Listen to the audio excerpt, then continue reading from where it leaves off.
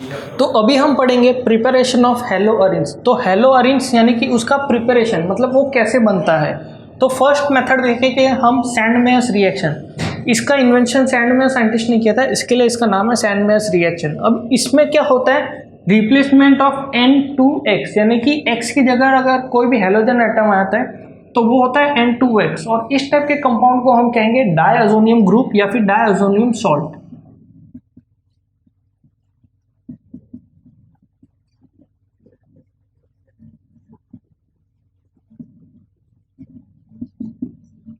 तो N2X तो डायअज़ोनियम, अजो का मतलब होता है नाइट्रोजन, जहाँ पे भी N कंटेनिंग आता है तो वहाँ पे अजो ग्रुप होता है।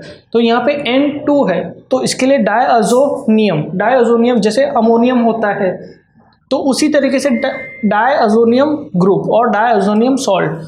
तो उस replacement of N2X group using cuprous salt. अभी क्यूपरस यानी कि नाम से ही समझ आता है कॉपर रिलेटेड सॉल्ट रहेगा। तो देखते हैं उसका रिएक्शन कैसे होता है। अभी इसमें होता है कि प्राइमरी अमाइंस को कंसीडर किया जाता है। तो प्राइमरी अमाइंस, अब यहाँ पे तो अरेंज है तो प्राइमरी प्राइमरी अरेंज कंसीडर करेंगे हम, जैसे कि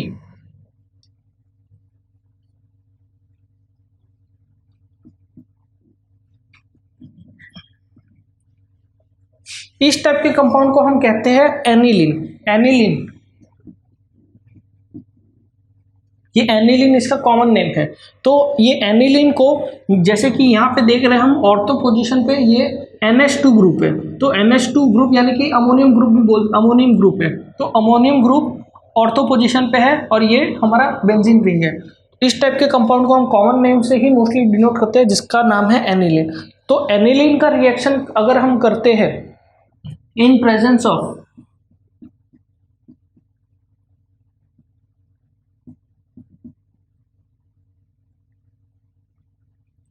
NaNO2 एंड HCl, तो NaNO2 बोले तो सोडियम नाइट्राइड और हाइड्रोक्लोरिक एसिड के प्रेजेंस में, तो वो क्या करेगा कि वो ये जो NH2 है, NH2 gets replaced with N2X।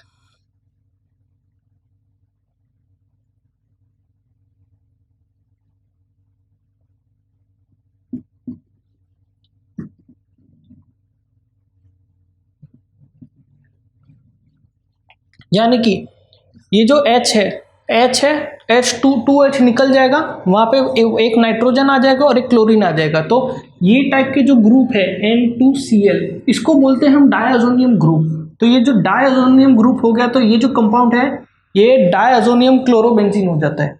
तो उसका अभी अगर हम क्यूपरस सॉल्ट लेते हैं, for example copper chloride,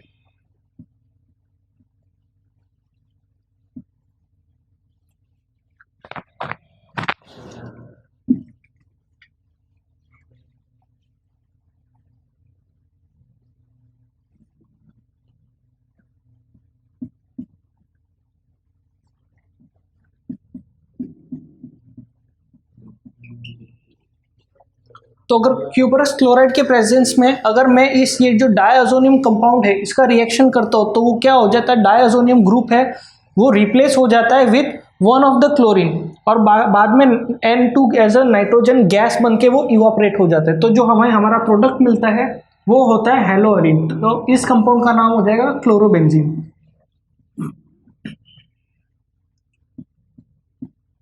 chlorobenzene है तो 1 क्लोरोबेंजीन भी लिख सकते हैं। तो जैसे कि हमने देखा ये जो प्राइमरी अमाइन है, प्राइमरी अमाइन ऑफ ये हेलोअरिन्स कहाँ, तो ये जैसे एनिलीन है, एनिलीन का reaction with NaNO2 in presence of HCl, तो ये भी एक अलग रिएजेंट है। इनमें भी इनका एक पर्टिकुलर रिएक्शन होता है, उससे जो वो उनका जो इंटरमीडिएट प्रोडक्ट होता है वो इंटरमीडिएट प्रोडक्ट रिएक्ट करता है विथ NH2 ग्रुप, तो वो उसकी वजह से H2 निकल जाता है, वहाँ पे एक N आ जाता है और एक Cl आ जाता है। अब इसका जो बॉन्ड है वो कुछ इस तरीके से रहता है कि जैसे N डबल बॉन्ड N, यहाँ पे Cl और यहाँ पे ये Ar, मतलब ये जो अरोमेटिक रिंग है। तो बॉन्ड जो फॉर्म होता है वो इस तरीके से होता है क्योंकि नाइट्रोजन की वैलेंसी 3 होती है, यानी कि उसके आउटरमोस्ट शेल में 3 इलेक्ट्रॉन्स रहते हैं। तो वो 3 इलेक्ट्रॉन्स को कुछ इस तरीके से सेटिस्फाई करता है कि जैसे अभी ये नाइट्रोजन को हम कंसीडर कर रहे हैं तो उसने एक ईथर बनाया, उसका एक इलेक्ट्रॉन इसके साथ बॉन्डेड है एक इसमें है, एक इसमें है, तो 1 2 3, तो ये यहाँ से सेटिस्फाई होता है। अब ये वाला जो नाइट्रोजन है इसको अगर हम कंसिडर करते हैं तो वो भी जैसे 1 2 और ये जो अरोमेटिक चेन है उसके एक इससे बॉन्डेड है, तो ये भी 3 होता है। तो इस तरीके से ये कंपाउंड सेटिस्फाइड रहता है। ये प्लस और माइनस तो मैंने ऐसे चार्ज ऐसे एक्सप्लेनेटरी के लिए बना के रखे, आप चाहिए तो नहीं भी बनाओगे तो भी चलेगा, बट फॉर सेल्फ एक्सप्लेनेशन मैंने इसको यहाँ पे प्लस और माइनस चार्ज से बताया कि कौन सा इलेक्ट्रोनेगेटिव है, कौन सा नेगेटिव ग्रुप है, कौन सा पॉजिटिव ग्रुप है। तो इस टाइप के कंपाउंड को हम कहेंगे डायज़ोनियम ग्रुप और फिर डायज़ोनियम सॉल्ट। तो ये सॉल्ट फिर अगर हम क्यूपरस सॉल्ट यानी कि कॉपर क्लोराइड हो गया, कॉपर ब्रोमाइड हो गया, और भी बहुत सारे क्यूपरस सॉल्ट्स है, तो उन क्यूपरस सॉल्ट से अगर रिएक्ट करते हैं तो हमें हमारा जो ये प्रोडक्ट मिलता है वो मिलता है हमें क्लोरोबेंजीन, यानी कि ये जो क्लोरीन है ये क्लोरीन आ जाता है इस पोजीशन पे और नाइट्रोजन जो है वो गैस बन के इवॉपरेट हो जाता है। तो ये हमने देखा कि एक मेथड है सैंड-मेयर्स रिएक्शन, सैंड-मेयर रिएक्शन यानी कि replacement of diazonium group using cuprous salt. Diazonium group replace हो रहा है using cuprous salt to form haloarene. तो ये हो गया एक मेथड। तो अभी हम पढ़ेंगे नेक्स्ट मेथड से प्रिपरेशन ऑफ हेलोअरीन्स। तो नेक्स्ट मेथड है बाय इलेक्ट्रोफिलिक सब्स्टिट्यूशन। तो इलेक्ट्रोफिलिक सब्स्टिट्यूशन कुछ इस तरीके से होगा कि मैं एक एग्जांपल देके बताता हूँ।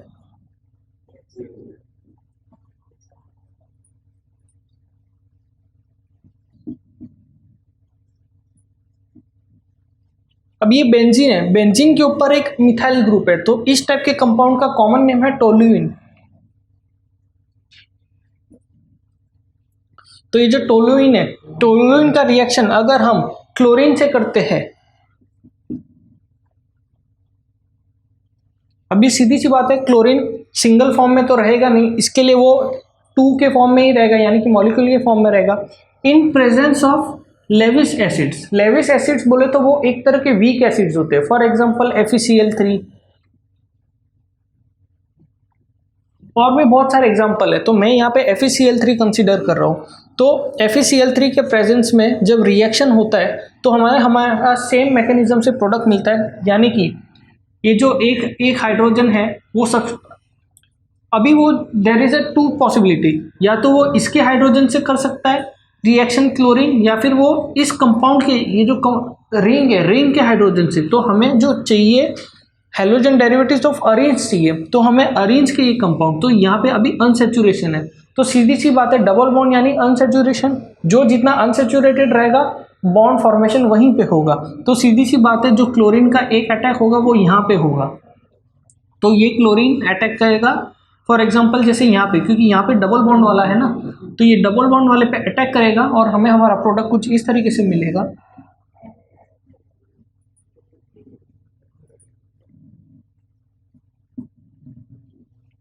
अब यहाँ पे 1 2 3 मतलब यहाँ पे एक हाइड्रोजन है, तो वो एक हाइड्रोजन आ जाएगा क्लोरीन के साथ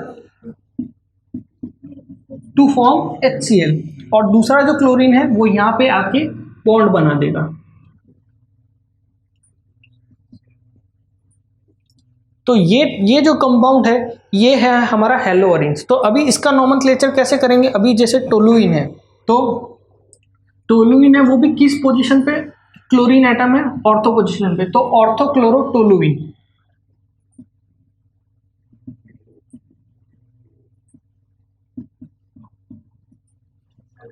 ऑर्थोक्लोरोटोलुइन, तो इसमें जैसे ये टोलुइन था यहाँ पे CH3 था, क्लोरीन अभी यहाँ पे आ गया, यहाँ पे अटैक कर गया, तो इस तरीके से हमें मिला orthochlorotoluene. Similarly there is also other possibility कि ये जो क्लोरीन है, क्लोरीन यहाँ पे ये जो पैरा पोजीशन है, पैरा पोजीशन पे भी अटैक कर सकते हैं क्योंकि यहाँ पे भी अनसेचुरेशन है। तो अगर पैरा पोजीशन पे अटैक करेगा तो वो हमारा कंपाउंड कुछ इस तरीके से मिलेगा।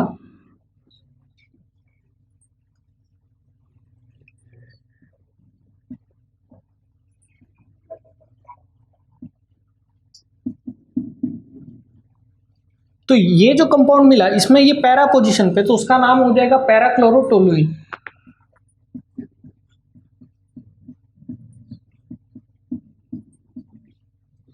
पैराक्लोरो मतलब पैरा पे क्लोरो और बचा हुआ टोलुइन, तो पैराक्लोरोटोलुइन।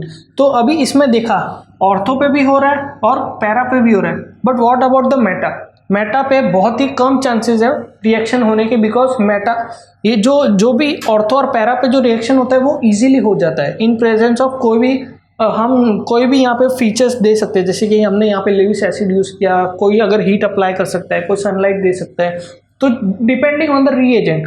तो अगर हमें मेटा पे अटैक करवाना है तो मेटा का अटैक बहुत ही रेयरली होता है और वो हाईली अनस्टेबल होता है। तो इसके लिए जो दो टाइप के कंपाउंड मिलते हैं वो हमें सिर्फ ऑर्थो के मिलते हैं और पैरा के मिलते हैं। ऐसा नहीं है कि मेटा के भी नहीं मिलते हैं मेटा के, लेकिन उसका जो रिएक्शन मैकेनिज्म है वो बहुत हाईली कॉम्प्लिकेटेड होता है और उसका प्रिपरेशन जो है वो काफ़ी कॉस्टली होता है। इसके लिए हम मेजरली ऑर्थो एंड पैरा पे जो क्लोरीन का अटैक होता है उसी टाइप के कंपाउंड को कंसिडर करते हैं। अब ये जैसे मैंने क्लोरीन को लिया, अभी ब्रोमीन को भी सेम मैकेनिज्म है, बट आयोडीन का क्या?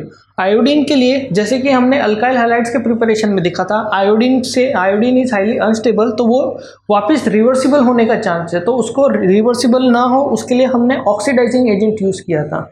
तो सिमिलरली इसमें भी अगर आयोडीन यूज़ करते हैं तो कोई भी ऑक्सीडाइजिंग एजेंट ले सकते हैं, जैसे कि पोटेशियम परमैंगनेट हो या और भी दूसरे बहुत सारे ऑक्सीडाइजिंग एजेंट्स है। तो वो ऑक्सीडाइजिंग एजेंट्स अगर हम यूज़ करते हैं तो वो रिएक्शन रिवर्सिबल नहीं होगा, बाकी मैकेनिज्म सेम रहेगा। खाली जब आयोडीन आएगा तब यही ध्यान रखना है कि हमें एक ऑक्सीडाइजिंग एजेंट भी ऐड करना है।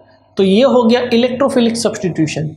इलेक्ट्रोफिलिक यानी कि क्या, जो इलेक्ट्रोफाइल ग्रुप है उस पर सब्सटीट्यूशन हो रहा है, तो वो इलेक्ट्रोफिलिक सब्सटीट्यूशन, यानी कि H की जगह पे Cl आ रहा है, तो वो हो गया इलेक्ट्रोफिलिक सब्सटीट्यूशन।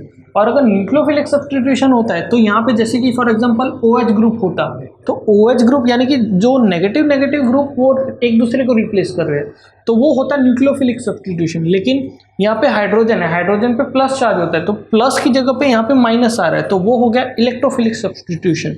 तो इस तरीके से देखा कि प्रिपरेशन ऑफ हैलो अरेंज किस मेथड से किए जाते हैं। एक मेथड था सैंड मेयर्स और दूसरा है बाय इलेक्ट्रोफिलिक सब्सटीट्यूशन मेथड।